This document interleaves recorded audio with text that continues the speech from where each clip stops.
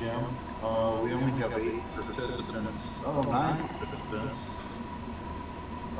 Do you want to wait another 3 minutes here? Oh, we can. We can wait a few minutes and see how things go. And welcome, Jim. Welcome, Susanna.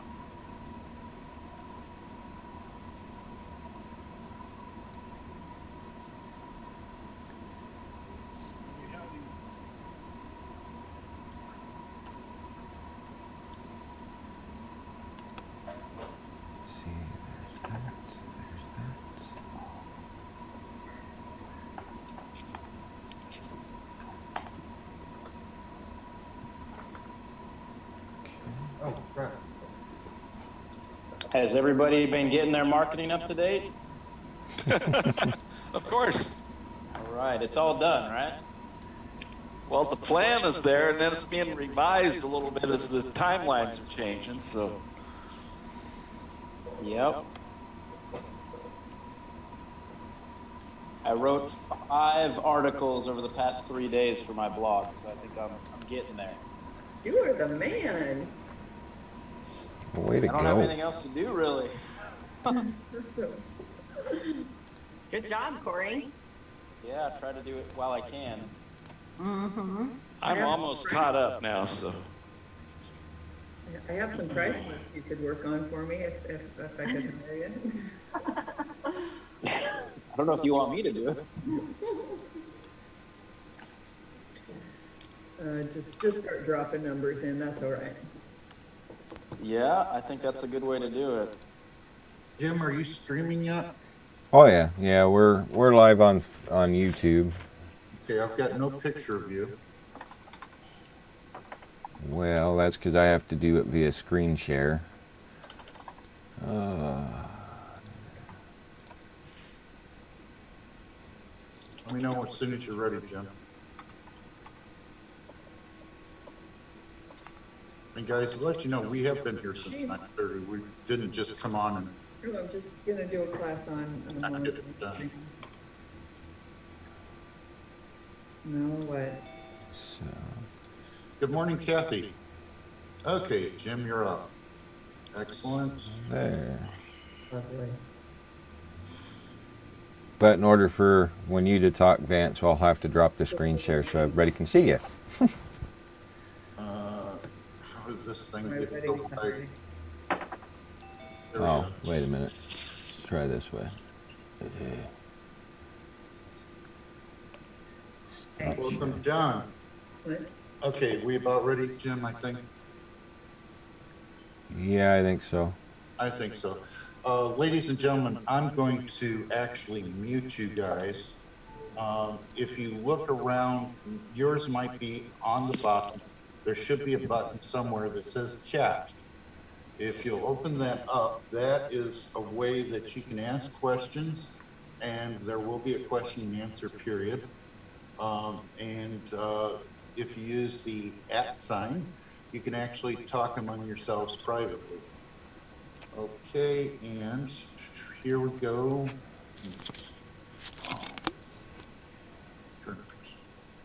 Muted, and yes. Okay, Jim, are you still unmuted? I am now. Okay, and your picture's gone, but that's okay. Okay, good morning, ladies and gentlemen. My name is Vance Wagoner. I'm currently on the board of directors, your board of directors on the Professional Photographers of Nebraska as your president. Welcome to our other guests too. This particular one was made open to the public. Before we start off, I do have a couple announcements. The PPA yesterday held a webinar on how to get the disaster relief $10,000 that they're doing for a grant. The PPA website should have that recording up right now, but basically what the PPA said, there's absolutely no reason not to apply for it if you're a business. I'm going to put that link up right now. that is a link directly to where you need to go, because trying to find it on their website is, you're kind of jumping around a lot of times. And then this next one I am going to put up there. If you're going for, copy, if you're going for unemployment, this is a link. It's actually through the Department of Labor for Nebraska. Now, one of the things I heard, if you're a sole proprietor or an LLC and you're applying for the unemployment, somebody told me that you need to be denied first, and then you're eligible for the real program that's made for us. It has been, the site has been freezing up, so try when you can, probably late at night. Going back to that 10, hold on.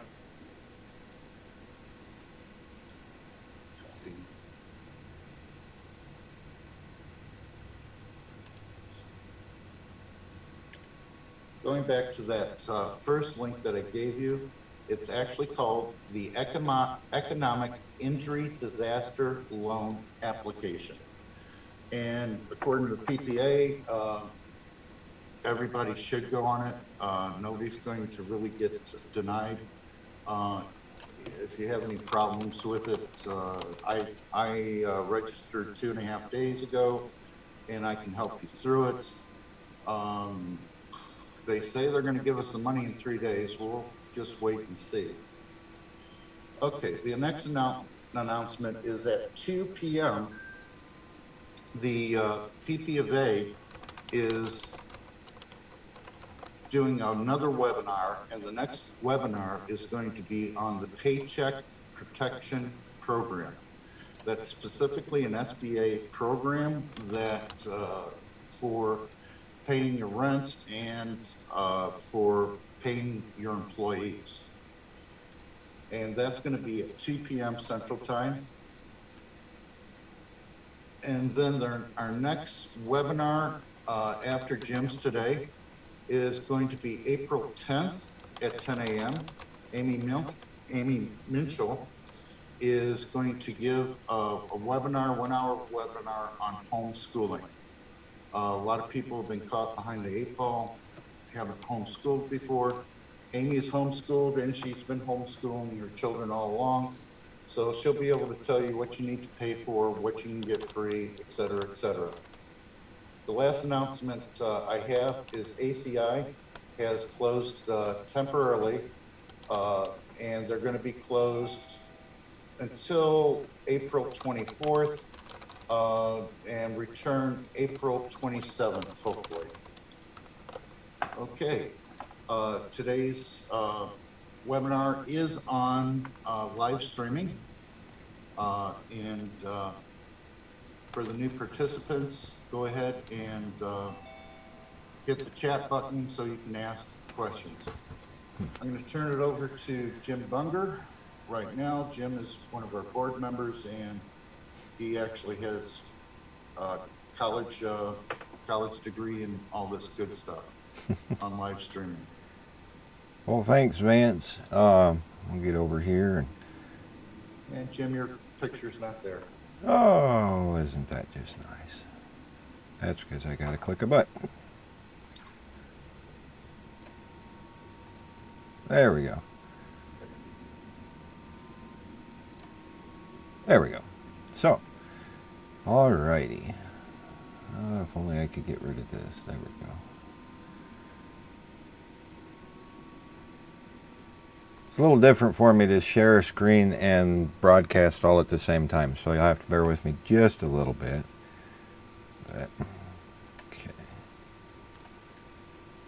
So, with this kind of dilemma that we've all kind of got going on, a lot of us are spending more time at home or, isolated in wherever we're at. So I kind of wanted to put together a short little webinar on how you guys can share your knowledge with other folks, and just from wherever you're at. A lot of the things that you can do right now going live, you can do via Facebook or YouTube. You can go live via your phone, but it doesn't help to showcase and share your desktop. So there's some free software that's out and about called OBS, and I'll bring this over here. And this is kind of what the software looks like. And you can see that it's not too complex. But like I said, this is some free software. And I'll bring this back over here for a moment. But it allows you to share your desktop, share your screen. It'll allow you to utilize different programs, and you can work inside those programs, and everybody can see and follow along with you. So, with that, Is that easier than Premiere? this is actually live. It's not a video editor. Premiere Pro is a video editing software that you can go and you can actually pre-build video chunks if you want, and you can actually do video playback through this software, so that you can pre-roll. Technically you can do advertisements, all sorts of different things, and just kind of run them in line as you're instructing or utilizing this in a full-fledged production aspect. We use this to live stream different events when we're in Grand Island, Nebraska. When we're doing livestock shows, we have a full complete production setup, and then we'll send an output feed from our switchers over to my computer, and then we will output that through this software and just be live. And we're switching cameras and everything else on external software or hardware. So to get to OBS, I'll get a screen up here. It's called Open Broadcasting Software, and it's at the obsproject.com. You can download it for Windows, Mac, or Linux. This is open source software, which means that it's a collaborative effort by a bunch of individuals in the industry of video, and they've gone through and they've put this software together to allow you access to basically go live without having to really pitch in and pay for things. They've got sponsors, Twitch, Facebook.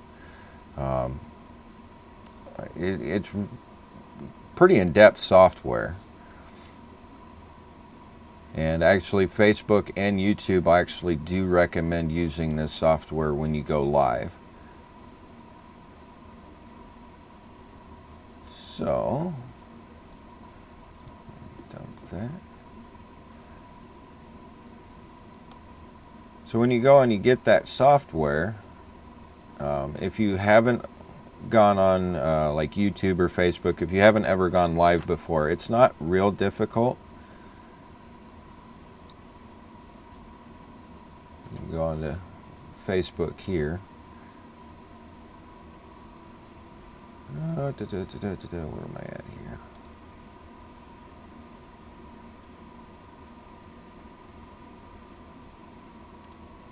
If you go to your business page,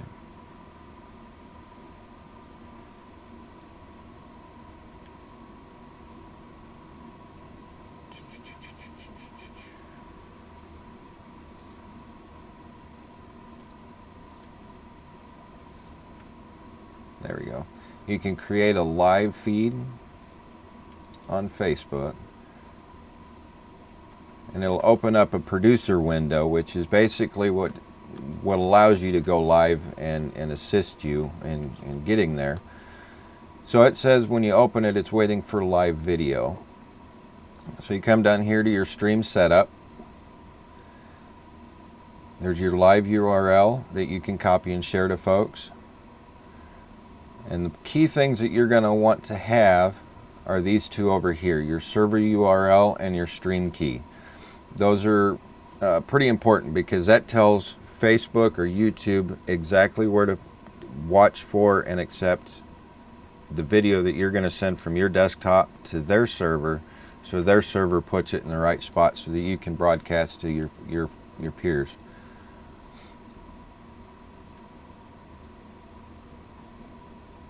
And then you'll have stream settings here and viewerships. You can allow viewers to rewind. So information like this in the software, get my mouse back here.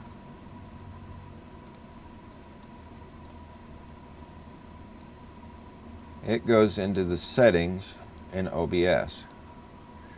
And they've got it pretty simplified, and I can't show you to change these live while I'm live here, but you would change the service. I always like to run custom on this. They have presets in here for Facebook and YouTube. However, I go by what they're giving me because at any given time they may change that and the software may be behind on updating what they have in their software. But there is that server and that stream key where you would put those numbers in there.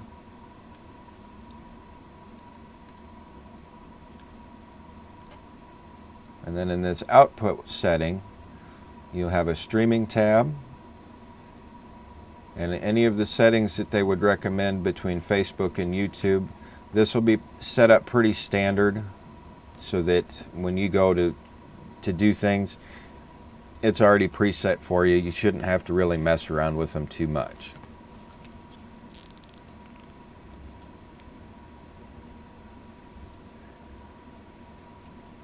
There are a few buttons over here. There is a start and stop streaming button here.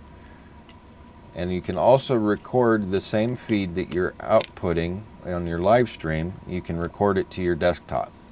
So you can concurrently stream and record all at the same time.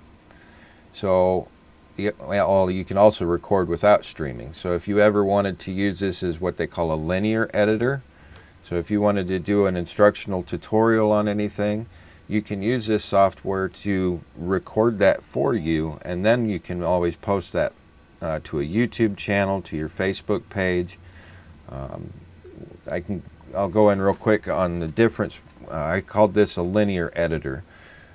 This being basically, it'll record exactly what you put down at the time that you put it down.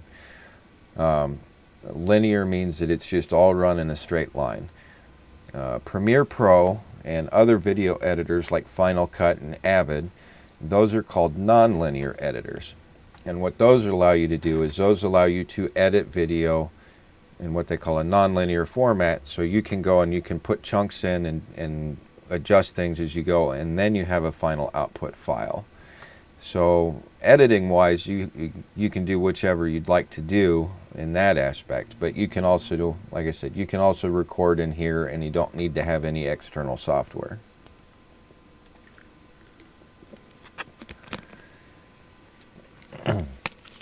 And I believe Vance and I discussed last night, we were visiting, and I ran across, there are some open source video editors.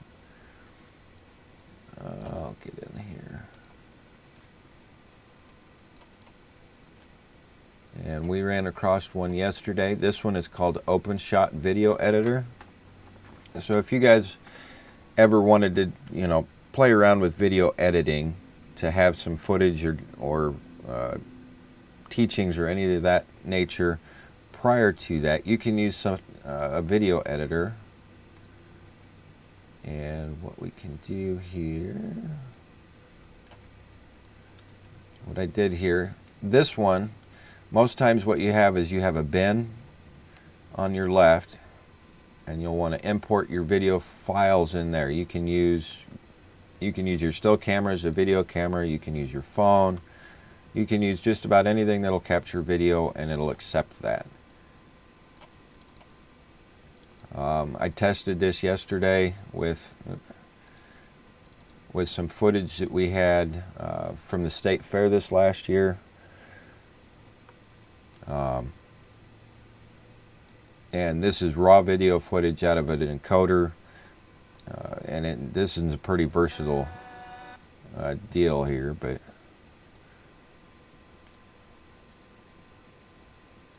it's not liking that I'm running so much stuff. But you can use these as a kind of a, you can slide things, cut them, splice.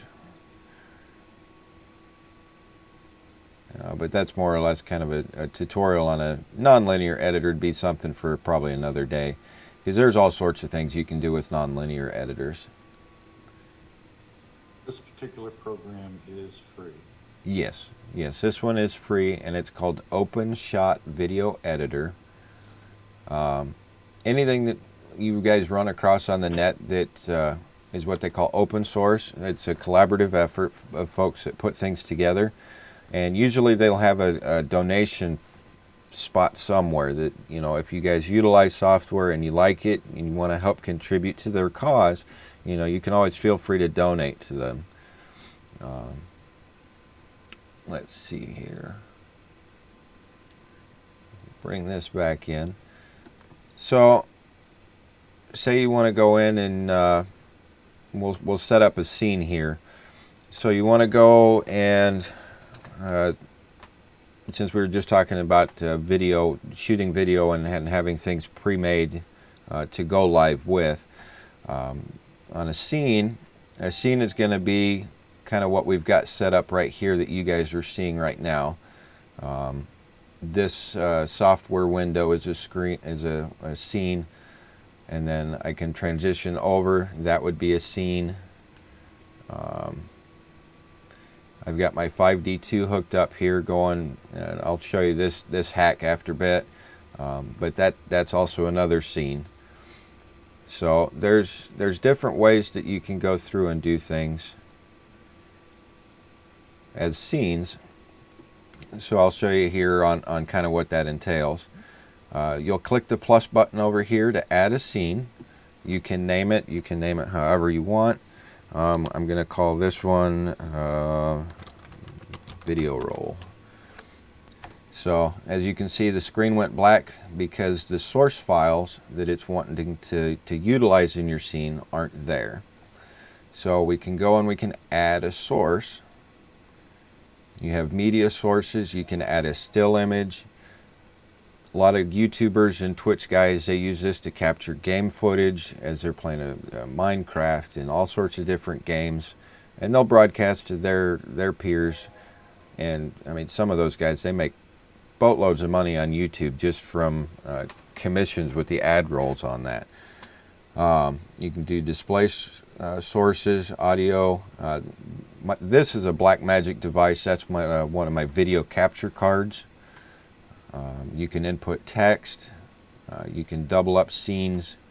That's a little bit more complex. But what I'll do here is I'll show you on video roll, on a media source. So I can call this, what do I want to call it? Video clip. Whatever video clip you might have it for a name. And then your properties for it is it's going to be a local file. You click that box. If it's not, if it's a web-based file, you can uncheck that. Well, maybe not. Maybe that's just an input where it's at. Okay, so we're going to have a local file.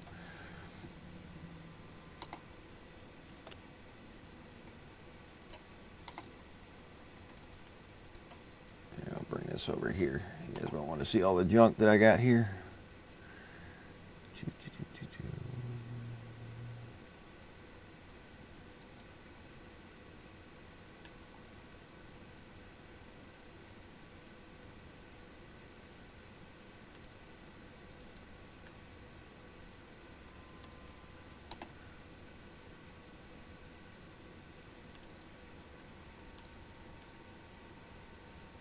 Wherever I put the file I was looking for.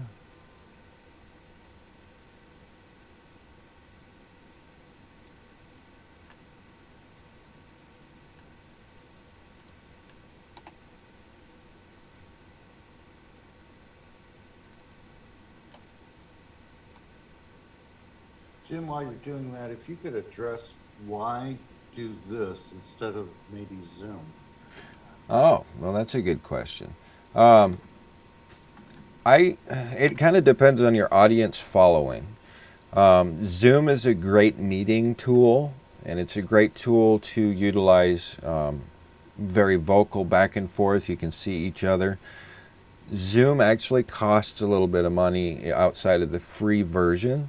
I believe the free version of Zoom limits you to a 40-minute session, and it'll limit the number of participants that you can have. This platform that I utilize, you can broadcast through YouTube and Facebook, which having a YouTube channel and a Facebook account, they're free to us. I mean, we don't have to pay for those. It's a tool in our arsenal that doesn't cost anything. And YouTube and Facebook, you can have an unlimited number of followings, and they can all chime in. You won't be able to see them per se or be able to vocally hear them, but they have chat room options through the chat windows, and you can see those like what we utilize here with ours. So I've got a little video file loaded here. You can choose whether or not you want to loop it, restart when the source becomes active. I utilize this a ton because when you go and you push go and you make your transition, it'll automatically play. And your speed range, color range, that's more advanced stuff. So once we've got it loaded here, it's still blank. We should be able to go and just hit fade, and it should just automatically go and play for you. And then once it's done, you can turn around and you can fade back out. Every time you go back to that same video clip, it's going to replay and start back over from the very beginning. It's kind of a neat little deal if you guys ever wanted to pre-shoot. Like if you go out and you got somebody that wants to follow you and you want to go outside and outdoor and do a shoot with some folks, you can go out, you can pre-record that, you can come back into your studio before you do your live session, discuss things, go out, or show them that you went out and did that. And you can also communicate and conversate while that video is going on and take questions and answers at the same time. It doesn't take, you know, a whole 10 people to put on a little production like that. Let's see here. To do screen sharing, we can make another scene here. And then we can call it screen share. And then your source on that, you can do a display capture or a window capture. There is a little bug that is running with the window capture, at least on my system, and I'm pretty sure it follows suit. Like if I go and I say I want to capture a window, and I want to say it's Photoshop. I've already named it a few times. So I click on Photoshop, but now you see that it's all stacked on top. That's because it's viewing the window. It's viewing the window on this screen, and it's behind other stuff. So that's a little bit of a bug, and I'm not sure of the workaround on that one yet. I just ran across that one as I was getting this set up. However, if I were to move this window out of the way, and my Photoshop's back here, as you can see, it's here, and I can take it most of the way off screen and you still see it. It's kind of a weird little bug. I'm not sure why. But as we go back into the settings, oops, not the filters, is the settings on here.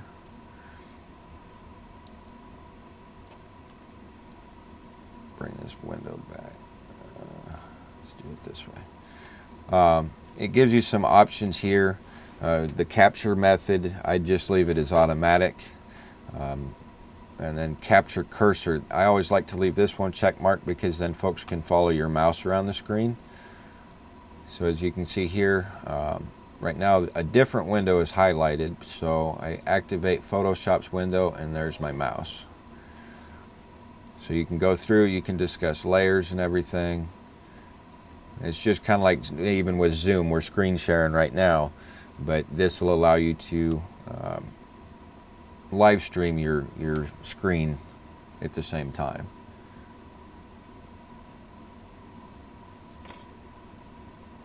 So that's screen sharing. If you ever wanted to connect a video source, so if you've got a webcam on your computer, I'll get my GoPro up here. I'm on my desktop. So if you ever wanted to utilize a camera feed at the exact same time, sometimes it's nice and personable. So say we've got our screen sharing source up, you can add on top of this, just like in Photoshop, you can add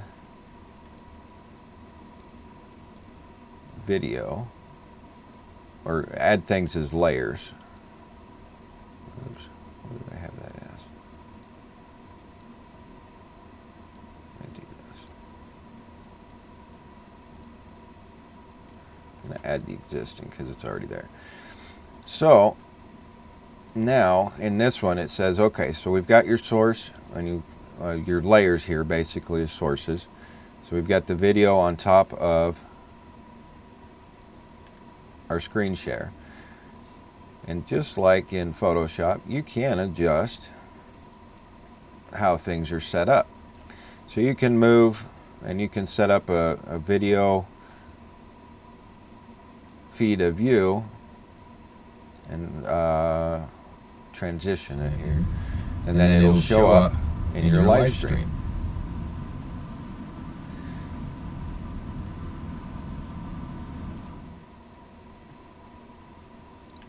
So I guess I should discuss this a little bit here on what I'm doing in between transitions. This left side of the screen is what they call a preview screen. This is what you're looking at going live with. Your program monitor or program screen is what you are live with currently. So this right hand screen is what is being output right now, and this left hand screen is what we would like to go out next. So if we want something to go out next, we cue it on the left hand side, and then hopefully this doesn't get too loud here, and then you can just the center section here is a transition window. So we can go over that real quick. You can click on transition, settings, you can duplicate scenes, swap after transitioning. That's kind of what you want to leave that there. You can add quick transitions. You can have a fade to black cut or just a straight fade. And then you can set up your length of your fade. That's in milliseconds. So if you click fade, you can see it fades in and out, and cut is just a hard cut. I know some folks, you know, when we do classroom type deals, we like to build a PowerPoint. You can utilize this to also showcase your PowerPoint output screen. So what we can do here, now let me get into, there we go. So I've got a PowerPoint here from somebody that had utilized one at a live event. So what I'm going to do here, take that off of our number 2 screen. And what we're going to do is I'm going to start the slideshow so that the slideshow, okay, so I guess I'll go over this real quick. I'm utilizing actually 3 monitors for today. 2 of them, it works sufficient for this if you need to. You don't have to have dual monitors to do this.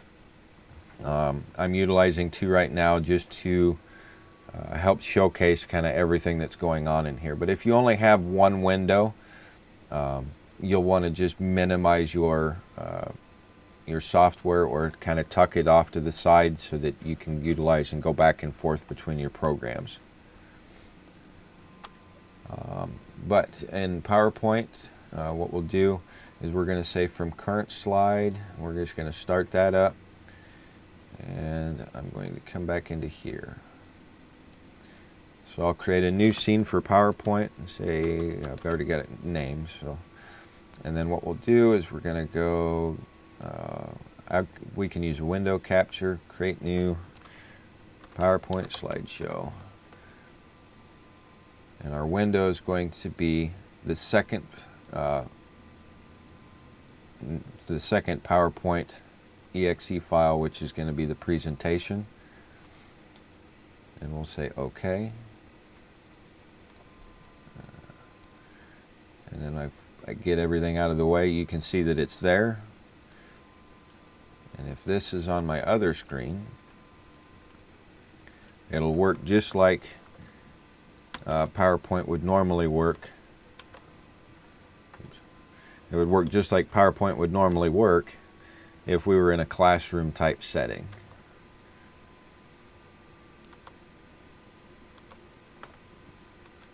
So it's kind of a neat little aspect of different things where, you know, we're used to using certain tools in our arsenal, and you can still utilize those.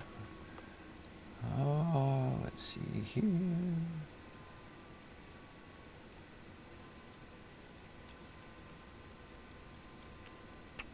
Bring this back in.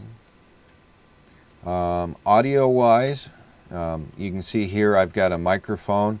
I'm actually using a wireless microphone. If you're using any other microphone, if you're on your laptop doing this, your microphone on your laptop is sufficient to go with. You don't have to spend any money on going out and finding a microphone. If you have one handy, it's great. It helps with a cleaner audio feed. Your desktop audio will probably show up here.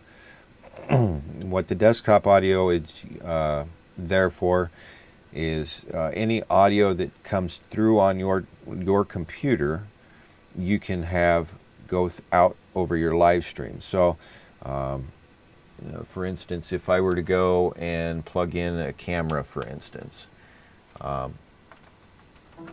you could hear right there that my computer's making a noise. You can mute those noises by clicking right here, and you can mute it. You can control how loud the volume is. Yeah. When you're saying stuff like you can see the mic and clicking right here, we're not seeing you click anywhere. Okay. So. Move your mouse for a second. Yeah, I'm moving it. Nope. There you are. It's still there.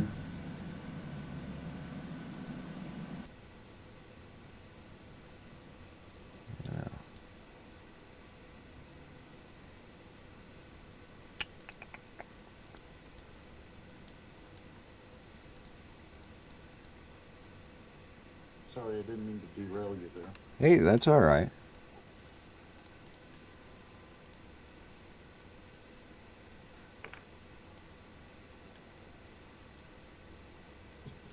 Oh, that's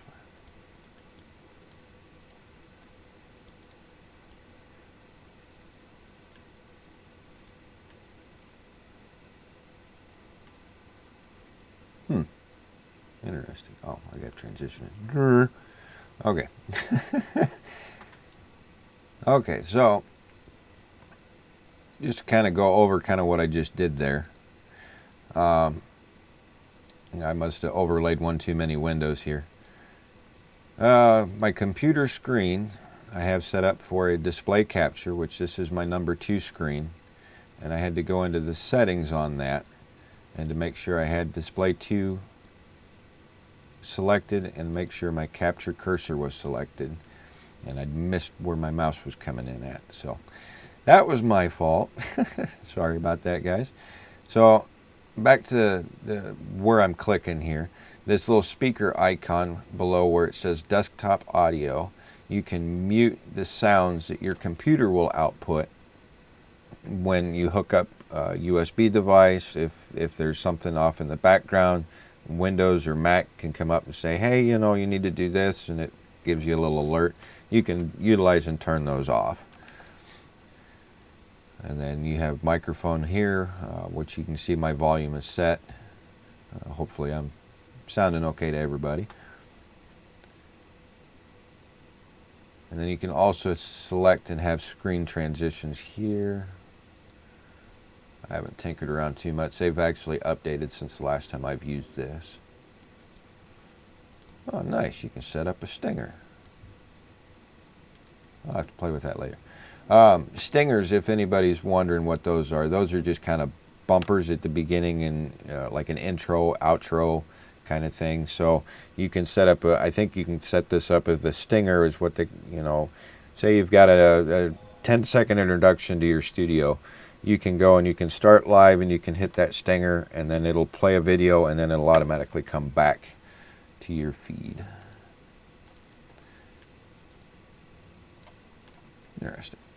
So with that, I can go over real quick on a quick hack for some of you that if you're on a desktop computer, you want to utilize the camera, you might not have a GoPro or a way to get video into your desktop type computer.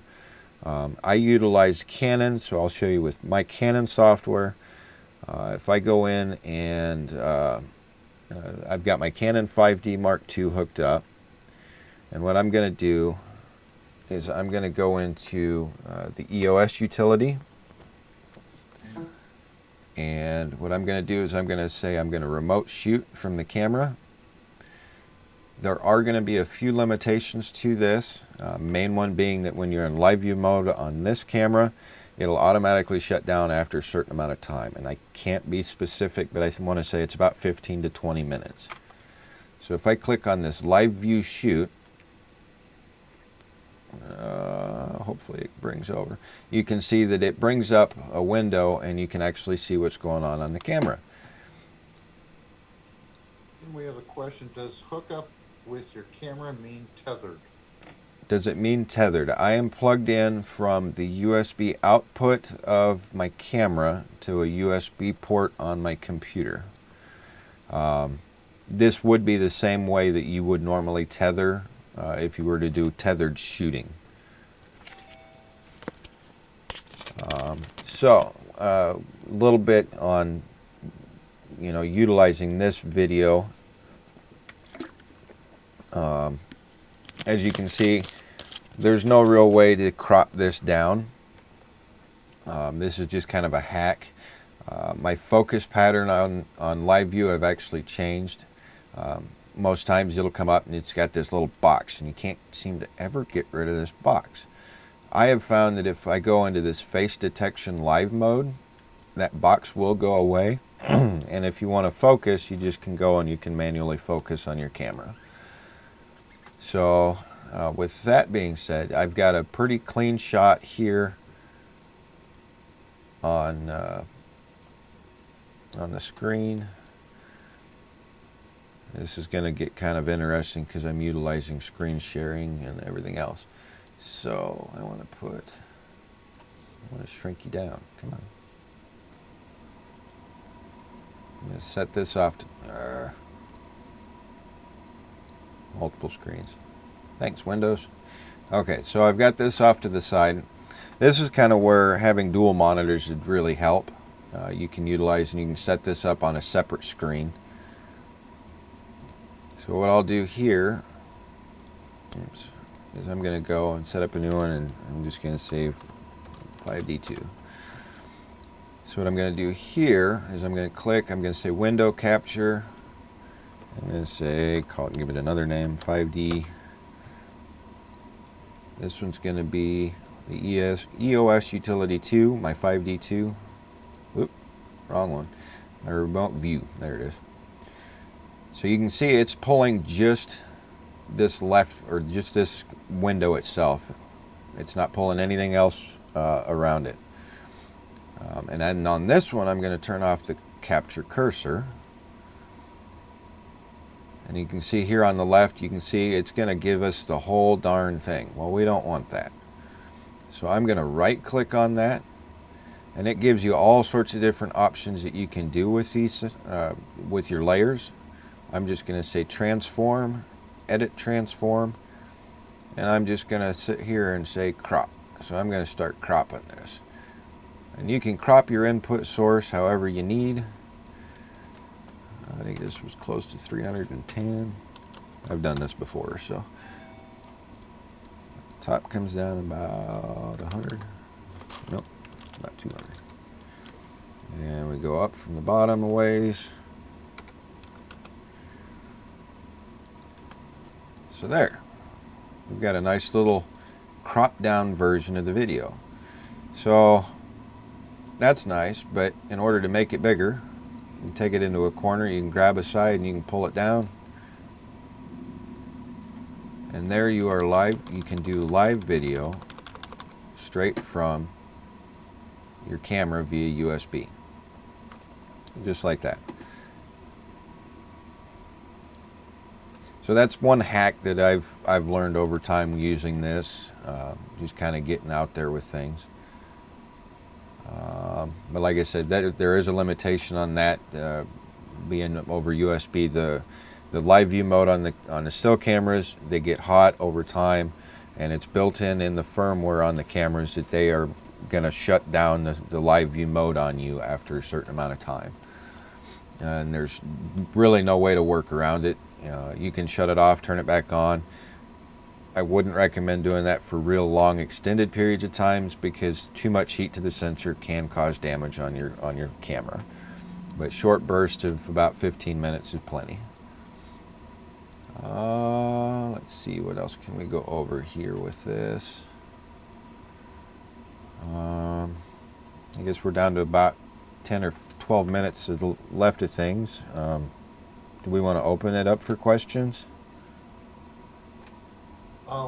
Somebody asked if this is being recorded. I'm actually not physically recording this. It is being broadcast live over Zoom and YouTube. I do believe my YouTube is set up to DVR it, which DVRing it means that it'll record on my YouTube channel and be available for playback at a later date.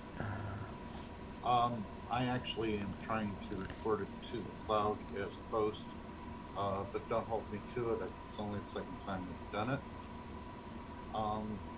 There's another question. We were talking about the limitations of the free version of Zoom. The limitations is 10 people, and it is a 40-minute meeting.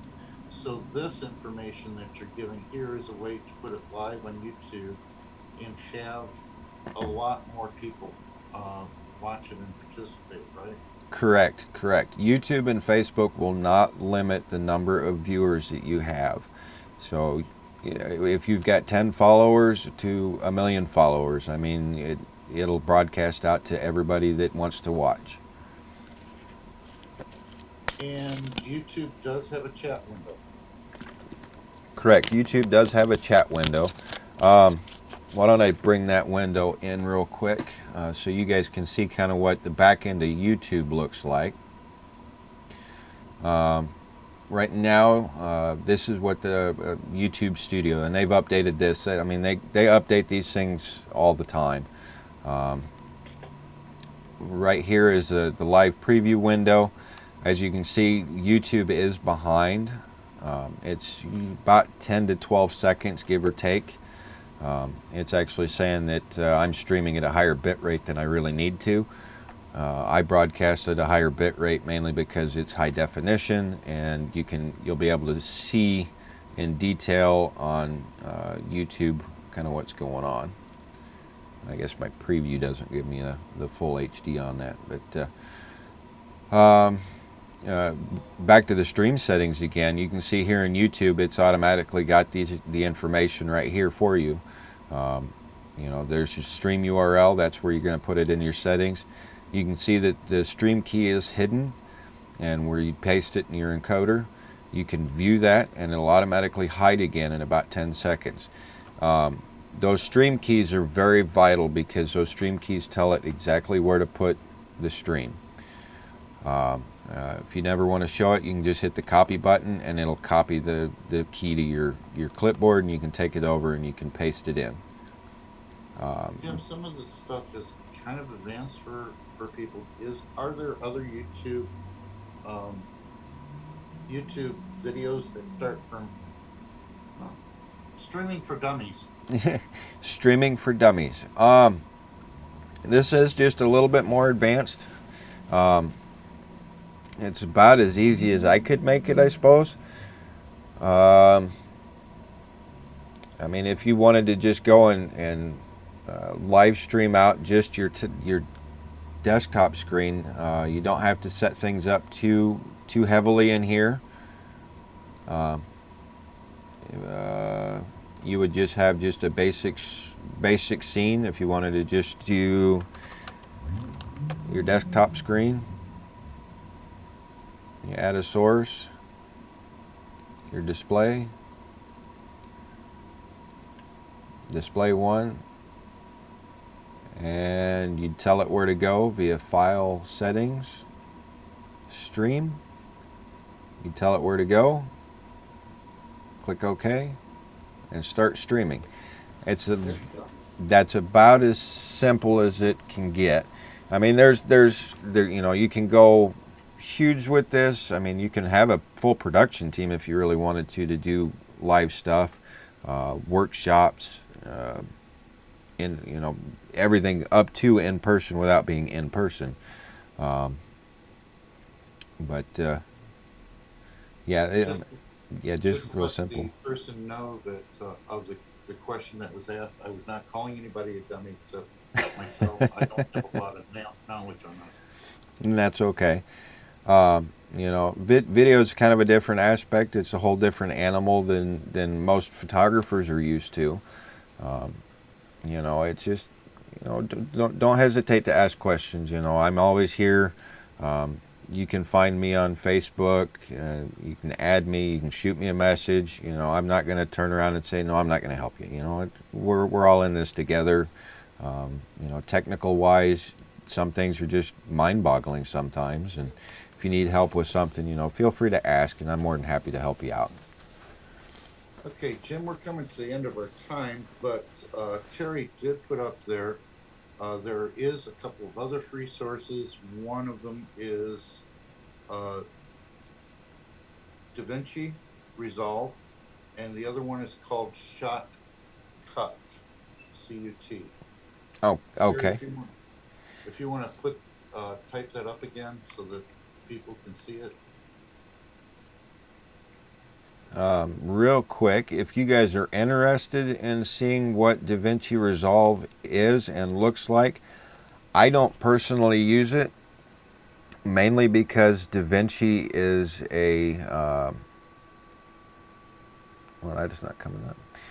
DaVinci Resolve is a very heavy tech program.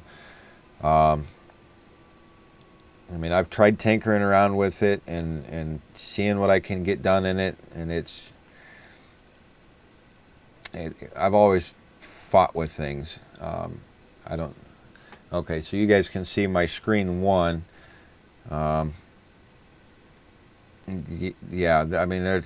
It's tough for me to get in here and use this. I'm used to Premiere Pro. This is free software that you can get from Blackmagic Design.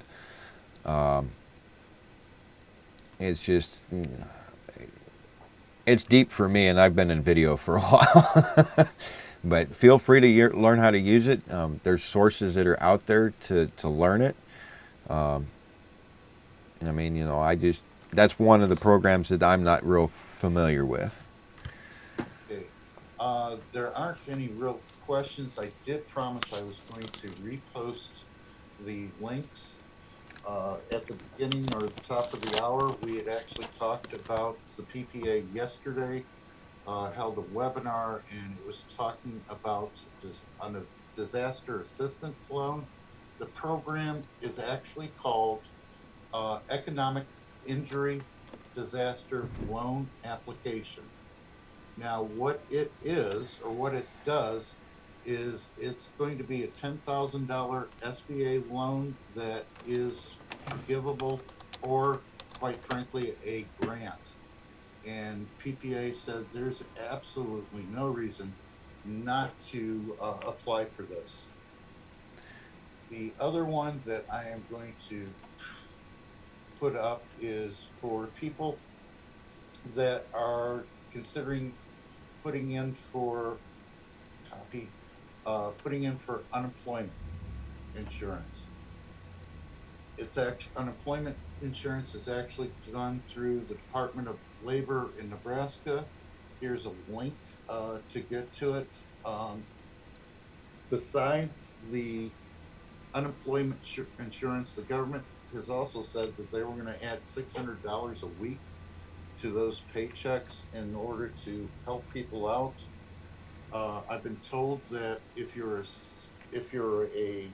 sole proprietor, you know, or an LLC, and you're not actually paying yourself, but you're drawing off the dividends, you have to go there and you have to apply for it, get denied, and then they can technically get you into the program that will get you some money to survive with. And you also have to do it weekly. At 2 p.m. today, PPA is running another webinar. It's a free webinar, I believe, and it's on the Paycheck Protection Program. The Paycheck Protection Program is an SBA. It is meant to keep your employees employed so that you can pay them and keep the lights on. The PPA will have the ins and outs of that. April 10th, April 10th, which is next Friday at 10 a.m., we're going to have another 1 hour webinar. That webinar is going to be held by Amy Mitchell, and it's going to be on homeschooling. Amy has been homeschooled herself, and she is homeschooling her kids right now. She knows the ins and outs of it. She'll tell you what the free programs are out there and what you should be paying for. And then the final one is ACI is temporarily closed until April 24th. ACI is anticipating opening on April 27th. Okay. Okay, so I think Terry had raised his hand real quick. I didn't know if he had a Terry, I'm going to unmute you. question. Terry, you're live.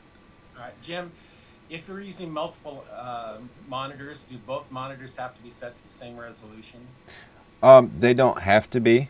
Technically, I'm using two monitors that are at the same resolution. My third one is not. I can utilize, and I can go, we can change this display capture to display number 3. You can see on here, oh no you can't. Let me switch that over so you can see what I'm doing here.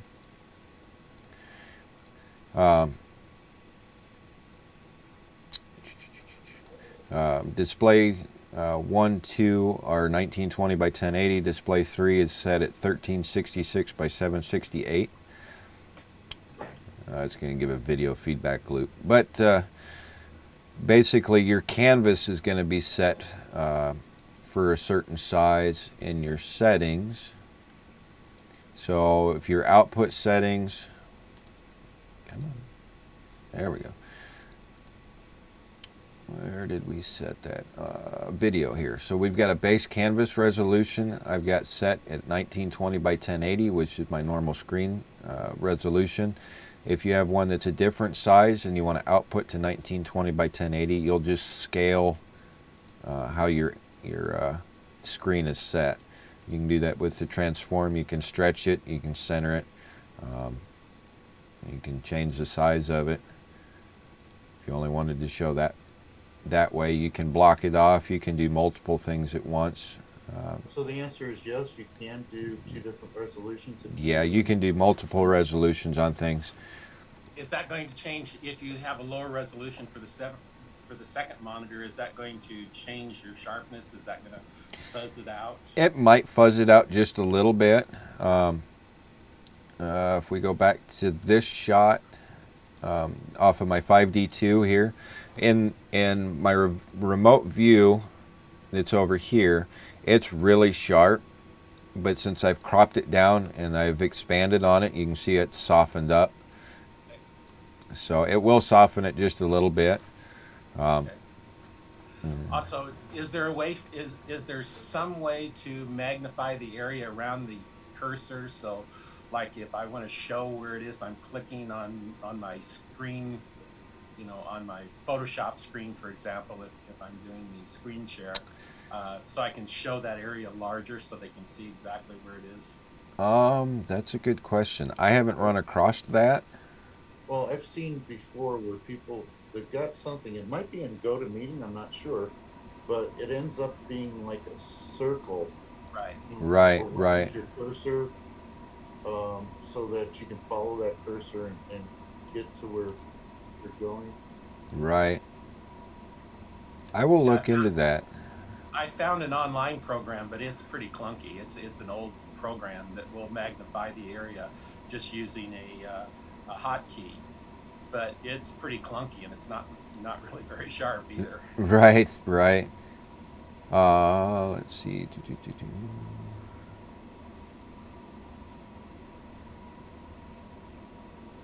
It's going to have different hotkeys and settings for this.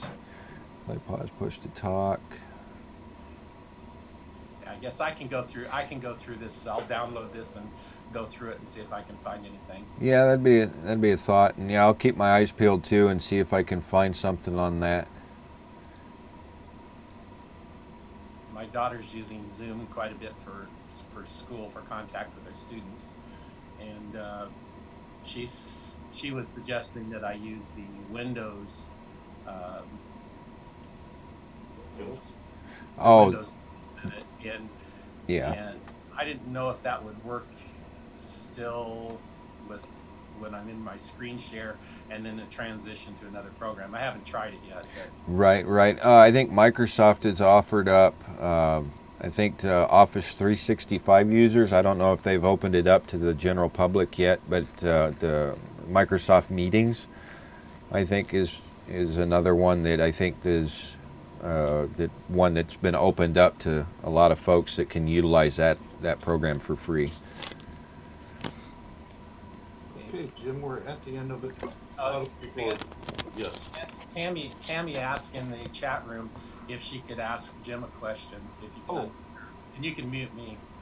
Okay, hold on. Yeah, Microsoft Teams. Thanks, Keith.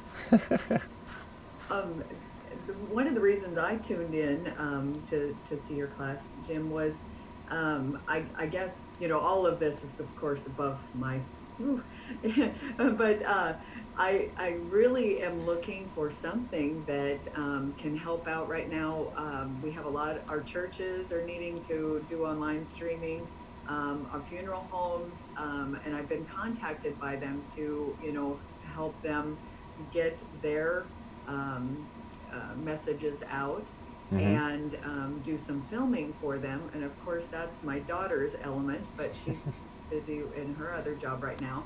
But I'm trying to help them out, and I appreciate all this technology. I like I said, it's way over my head, you guys. But in the difference between doing this and the online streaming just off of Facebook or directly to a YouTube channel, is there a reason why I should learn this program rather than just using the live feed for them on a Facebook channel or YouTube? Well, I'd say this one's a little bit more tech-heavy supportable. Doing live events, you can utilize this to, if you've got a camera that you've got out with churches and different places. This is probably a key piece of software that they could utilize. I have in this system what they call a capture card. Let me bring up kind of the exact one. It's in kind of the document that I shared with everybody at the beginning, but Uh, I got mine through B&H, and I'm not sure who all's still shipping, but Yeah, that's the hard part too. So much of this equipment, it's available, but we're unable to get it. right, right. If things were a little more laxed and you were able to get a capture card for a desktop, this one's the one that I use. It's from Blackmagic Design. It allows me to take in analog and high-def video footage via HDMI signal straight into the computer, and then you can utilize that to go and to output. Multiple camera shots or shoots would need a inline switcher somehow. Blackmagic Design has their new, I think it's called an A10 Mini. That's one that I'm looking at purchasing here once things kind of simmer down. This will allow folks to plug in up to 4 HDMI feed cameras, and you can switch in between those camera feeds. Which will be great in a perfect world where we can get this equipment. Yeah. So that, yeah, I agree. Yeah.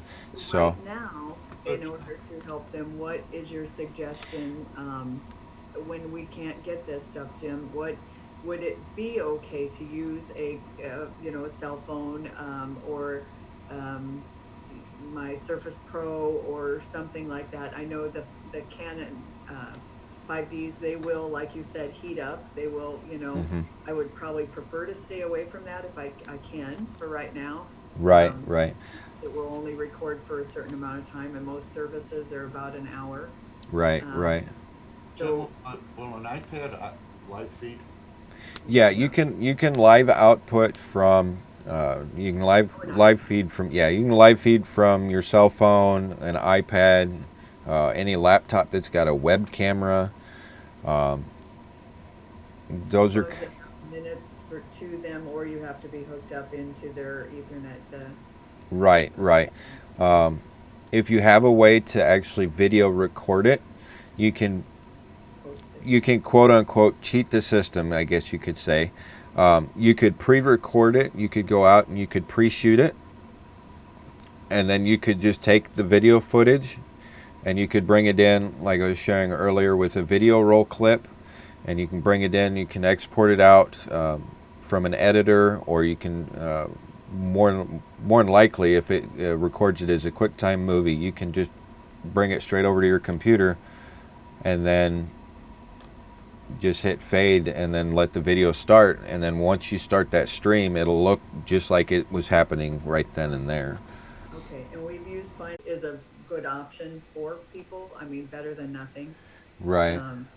But I needed to kind of find out these questions, and I was kind of excited when I saw that you were going to be speaking on that, and I totally appreciate your time, and someday I will learn the rest of it, but I'm not counting my like I said, that technical stuff, it's right in my kids' alley, but I don't know. That's all right. I'm sure my son uses this for gaming in some sense, but yeah, I mean, a lot of kids use this for Twitch. I mean, if they get bored and they want to get on with their friends and share with their friends what they're doing, I mean, I know people that make thousands of dollars a month, just that's all they do. right. I mean, So.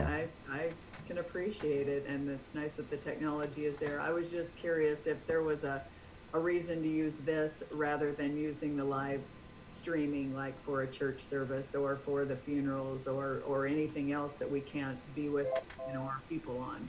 Right, right. Yeah, I mean, it's pretty robust software. I mean, it's when you go out on location, it's really up to whatever's available at your location. But right, because I mean, at these locations, especially like at a gravesite or something like that, I'm sure that phone is my only option, but I just wanted to kind of check before I presented it back to the people, because like I said, I worried. And then I see Corey wrote here, make sure to know that let everyone know it is being broadcast live. That is, something that the family obviously has asked us to be there, so they know that, but Right. If you're sharing it on Facebook, it is going live to Right, everyone. right. And I think there was a setting in on YouTube when you go to create a live feed. I believe, like this event on YouTube, I was able to set up like 4 days in advance. So I knew it was going to go on. I set it up. And I think there's a deal in there where you can set it up as a private video. And if I remember correctly, anything that's set up as a private video, the only ones that are able to watch that are the ones that have a link. Okay. So I want to say that was pretty accurate through YouTube, but I don't think Facebook's got that, because I think Facebook's more of a social gathering and YouTube's more content creator geared. Which is Right, Loomis says that, Tammy, you may want to make sure everyone present knows that it's being broadcast live. Yep, and I saw that, so thank you, Corey. Yeah, I think definitely it would be something that, because that's the other thing, if they're sitting in their cars or they're not knowing anything, our thing is trying to figure out how to get that message to the people that it would be on Facebook Live, and we're trying to figure that out. But I appreciate your knowledge, you guys. I like I said, we're all punching at this point, so Yep, yep. we'll figure it out, and I sure appreciate it. Thank you. Well, thank you, Tammy, for hanging out with us today. Yeah, that was fun. I like these Zoom meetings. I could get used to this. Right? Thank you very much. Your knowledge is much appreciated. If anybody would like to stay behind, I'm going to talk briefly about the disaster and employment assistance. There were a couple milestones, things that you need to know before you actually get into the program.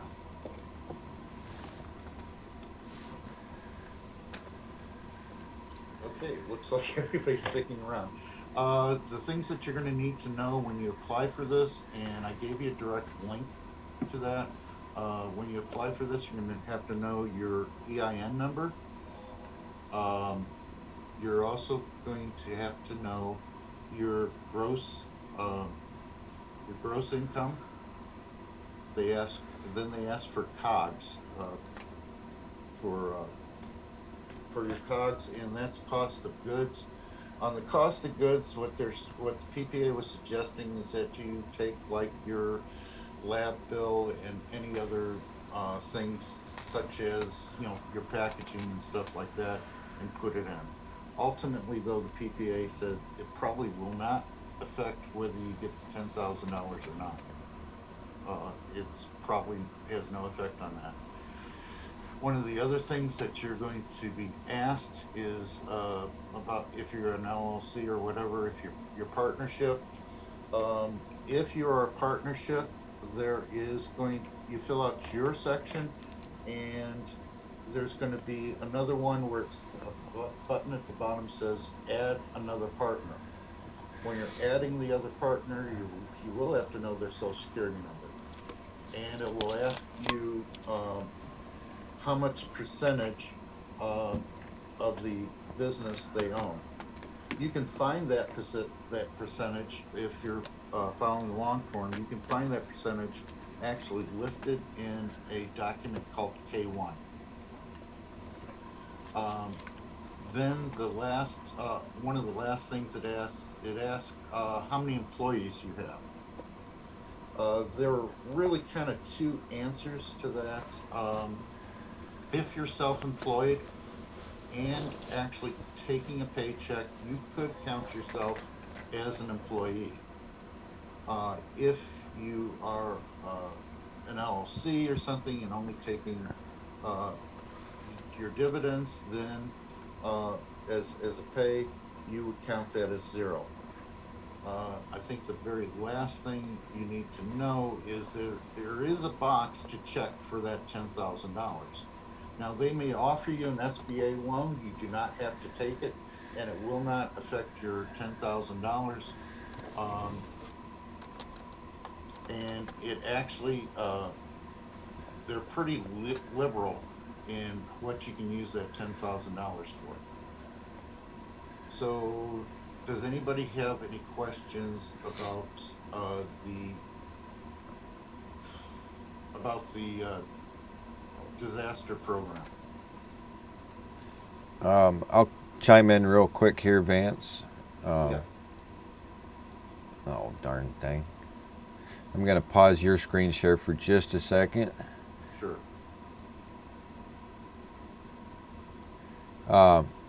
If you guys are curious on this, that was at the SBA.gov, what he was just discussing with that $10,000. In their overview specifically, it says right in here, the loan advance up to $10,000. This loan advance will not have to be repaid. They are providing that out as a grant.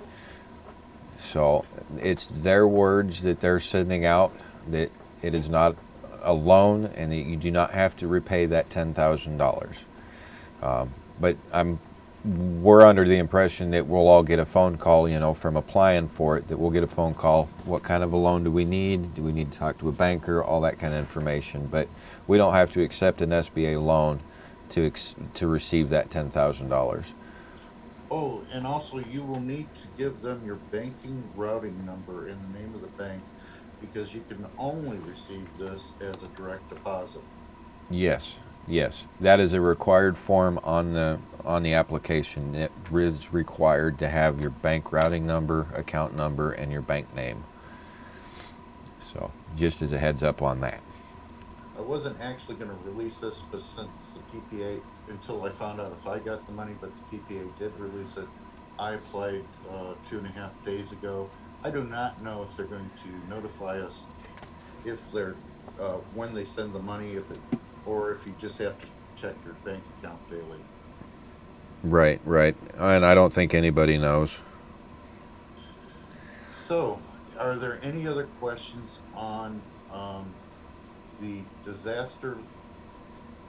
economic injury disaster loan application?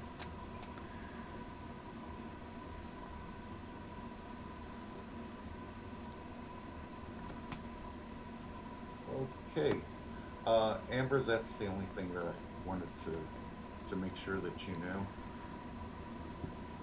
knew. And looks like we're done with questions, guys. Thank you for coming, and remember we have another one coming up. Oh, also, my challenge. I challenge all of you to get onto the membership list, find somebody that you have never talked to before or haven't talked to in a long time, and give them a phone call. It may seem a little bit weird to give them a phone call, but you can tell them it's part of the challenge, and just talk to them, see how they're doing. Yep, totally agree, guys. It's great seeing everybody, you know. It's great hearing from everybody. Just remember, you know, we'll all get through this. You know, it's just one day at a time.